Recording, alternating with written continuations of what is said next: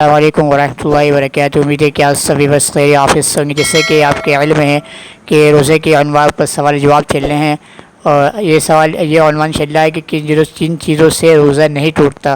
انہی عنوان پر سوال جواب پیش کر رہا ہوں، وہ آپ بخوبی غور سے سنیے گا، آپ کے علم میں اضافہ کریں گے انشاءاللہ تعالیٰ۔ یہ سوالات آپ سے ریکویسٹ ہے کہ آپ ان کو غور سے چلتے ہیں اپنے سوال و جواب کی طرف۔ درود شریف پڑھ لیجیے۔ اللہم صلی علی محمد وعلی آل محمد کما صلیت علی ابراہیم وعلی آل ابراہیم انک حمید مجید۔ اللہم بارک علی محمد وعلی آل محمد کما بارکت علی ابراہیم وعلی آل ابراہیم انک حمید مجید۔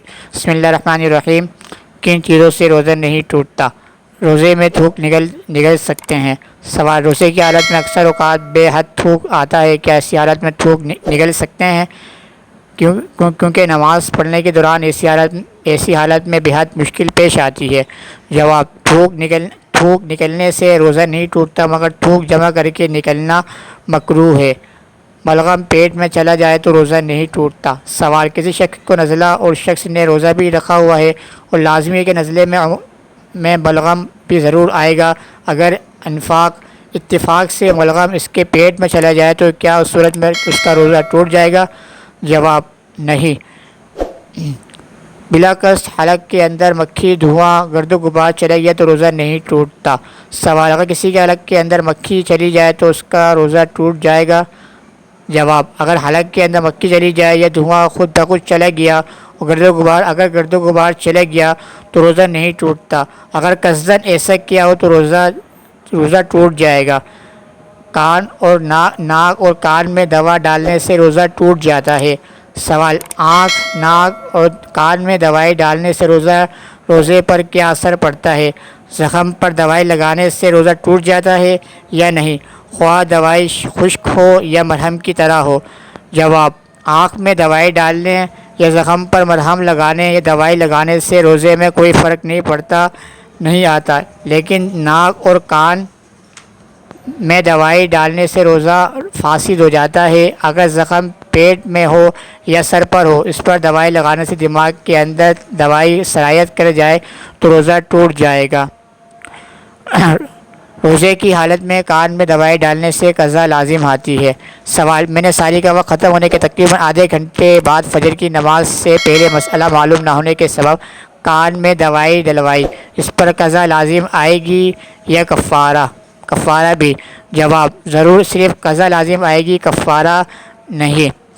اور یہ وجوہات ہیں، یہ سوال جواب تھے جو کہ سائل محترم کی طرف سے پیش کیے گئے ہیں۔ یہ سوال جس کہ سوال پیش کیا گیا کہ جس سے کہ یہاں پر سوال پیش کیا گیا تھا کہ بلغم کے حوالے سے بلغم وغیرہ آتا ہے، بعض لوگوں کا بلغم، تو یہ کہ اس وقت کسی نے بلغم وغیرہ کو نکل لیا ہو تو اس وقت میں روزہ نہیں ٹوٹتا۔ اگر بلغم وغیرہ جمع کرنا ہو، جسے کہ نماز کی حالت میں آتا رہتا ہے، انسان پریشان ہو جاتا ہے، مشکل ہو جاتی ہے، تو اس کا ہی جواب بھی جا رہا ہے کہ بلغم کا جمع کر کے نکلنا یہ مکروہ ہے۔ لیکن بلغم آ گیا، تھوک وغیرہ آ گیا تو اس صورت میں روزہ آپ کا نہیں ٹوٹے گا۔ اگر اس طرح آپ کریں گے، بلغم کو جمع کریں، جمع کرنے کے بعد آپ کہیں اس کو آپ نگل لیں تو اس وقت روزہ مکروہ ہونا شروع ہو جائے گا۔ اور دوسرا سوال پیش کیا کہ کان اور ناک کے اندر دوائی ڈالنا۔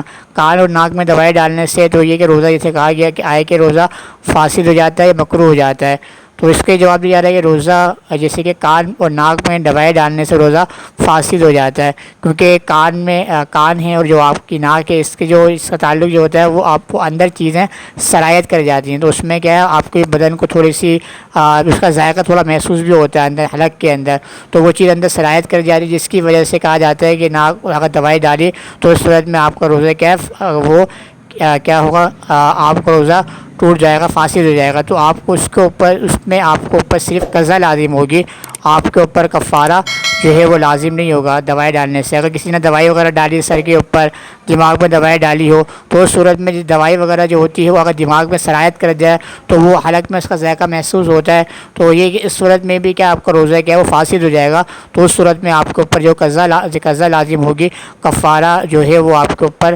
لازم نہیں ہوگا۔ تو یہ سوالات تھے جو کہ یہ وجوہات تھیں جو سوال جواب جو ایک سائل محترم نے سوال جواب پیش کیے تھے، تو الحمدللہ سائل محترم کے لیے بات واضح ہو گئی ہوگی اور آپ کے بھی علم میں اضافہ کیا ہوگا۔ تو آپ سے ریکویسٹ ہے کہ آپ کے ذہن میں کوئی سوال جواب ہوں جو وہ گردش کر رہے ہوں تو میں سامنے پیش کر سکتے ہیں، میں انشاءاللہ قرآن و سنت کی روشنی میں اس کا میں آپ کو جواب دوں گا۔ کل انشاءاللہ آپ اسی عنوان پر نئے سوال جواب کے ساتھ میں آپ کے سامنے حاضر خدمت ہوں گا۔ آپ سے ریکویسٹ ہے کہ آپ چینل پہ نئے چینل کو آپ سبسکرائب کیجیے، فیس بک پہ on line Quran Majeed classes کے نام سے، انسٹاگرام محمد زید کے نام سے، اسنیک پہ مولانا محمد زید کے نام سے، ٹک ٹاک کے مولانا محمد زید کے نام سے میری آئی ڈی مینشن ہے، اس کو بھی آپ فالو کر سکتے ہیں۔ میں آپ سے اجازت چاہتا ہوں، السلام علیکم ورحمۃ اللہ وبرکاتہ۔ ٹیک کیئر، اللہ حافظ۔